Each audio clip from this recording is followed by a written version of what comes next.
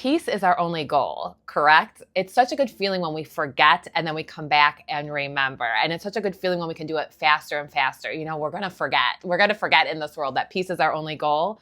But we want to come back and remember, inner peace is our goal. We wake up in the morning, inner peace is my goal today. I had something happen recently where I forgot, where I got pulled out of it and forgot and started trying to control things and realizing that I was miserable. And then I came back and I remembered, wait a minute, inner peace is my goal. Do you know what this totally reminds me of? Friends. I watched it when it was actually on in the 90s. My friends and I were in high school. We'd be excited on Thursday nights. But anyway, so there's an episode where Rachel is, after Rachel and Ross break up and Ross is with Julie and Rachel's like crazy jealous and like she's struggling mentally with this situation with Ross being with Julie. And one day she's like all of a sudden normal again. She's sane, you know, and somebody asked her, well, what about Julie? What about Ross? And she's like, oh, that crazy jealousy thing. She's like, as much fun as that was, I have opted for sanity. And I always remember that episode because I have opted for sanity. I said that to myself recently. I am opting for sanity. Sanity is my choice. Inner peace is my goal. There's a reason for this, right? In the world, everything is constantly changing. We breathe. Things are alive. Like, what if we made our ideal weight, like say 125 is your ideal weight. You make that your goal. You get to 125. What are you going to do? Like not move, not breathe, not drink any water. You're at your ideal weight. Things in this world, like we're not supposed to be at an ideal weight where we stay there all the time. Things are changing and moving, right? We're breathing. Things go in and out. Nothing in this world stays the same. So if we try to make the things of this outside world our goal, our ultimate goal, like it's okay to have them as a secondary thing that we enjoy or that we work towards. But if we make them the ultimate goal, the ultimate attachment is outside of us, we will be miserable because things are constantly changing and we can't control everything, right? So that's why we become the eye of the storm. We become peace. We become inner peace. If we make inner peace our goal, the things outside of us tend to work out. And that's what happened to me recently where I don't want to talk about what it was really, but I took my attention away from it, the thing that I was trying to control. It was something that I started as a fun thing. And then it was like I became too attached to it and I started to control it too much. So what happened to me recently was I took my attention away from it. I took my attention away from it. I chose sanity. I said, I'm going to choose inner peace instead. I'm going to make inner peace my goal. And I tell you, I'm not perfect at this, but I'm so much better at it. Like it comes so much more easily and I can fix it so much more quickly when I get out of it. So I made inner peace my goal, the eye of the storm, right? I become the eye. I become the peaceful. I become spacious inside of me. And then I took my attention away from what I was trying to control, the problem that wasn't really a problem. And it worked out. And it worked out. We could say we gave it to God. I call it God. Like when we are feeling peaceful, we are with God. And it's not that you have to be feeling perfectly peaceful, happy, excited all the time. That's not what it is. But it's more of a feeling of spaciousness, of content. And if you're not feeling that way, if you're feeling stressed, that means that you have not made peace your first goal.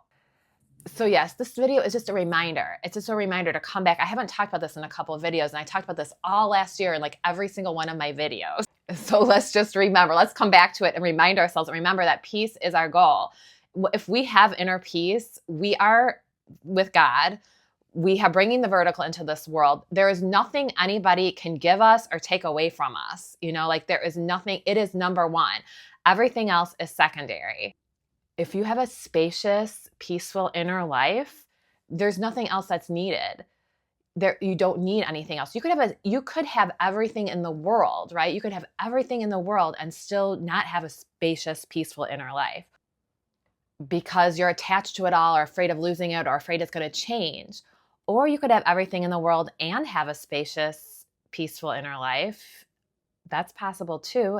And you wouldn't feel attached to it all, right? It doesn't matter. Like what you have, you could have nothing. It could be the opposite too. You could have nothing and have a spacious, peaceful inner life, right?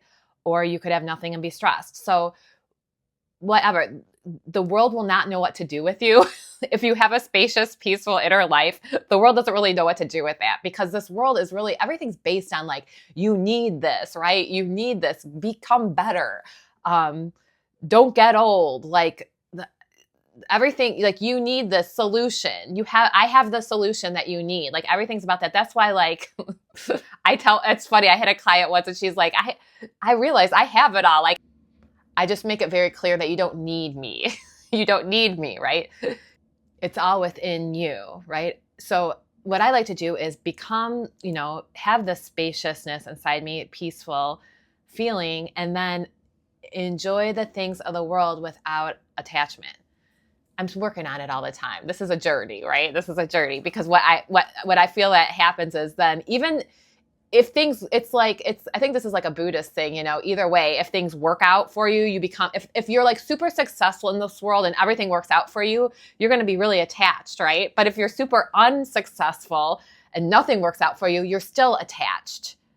I had this recently happen to me where I had this realization recently where somebody was bothering me. Somebody that I know was bothering me. Hopefully this person's not watching this. And, I found myself, it's a person that I love. It's a person that I know personally and love. So it's not like, but this person, there was something in her worldview that was different from mine, and it was bothering me. And I realized later, it took me like 24 hours for me to realize that it's fine. Her worldview can be different from mine. The thing that was bothering me was my own judgment of her.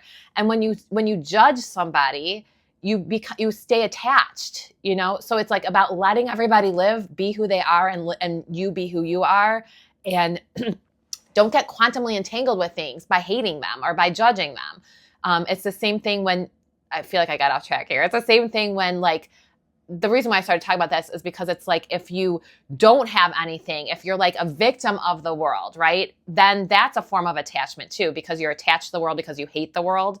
I hear a lot of spiritual teachers sometimes say like, oh, I'm not coming back after I die. Like I'm not going to reincarnate here again. And it's like, if you hate it, you're attached to it too. So like, I've understood more and more. And I just listened to a video. Pam Gregory did a video with, what was her name? I'll have to put it below.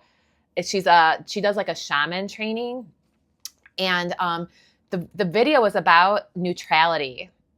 And I am learning more and more about the importance of being neutral. And neutral is not negative, but getting yourself into a neutral space, because this is where the creation energy is. So when we get triggered, when we judge, right? We're not neutral. We're not in the creator energy when we do that.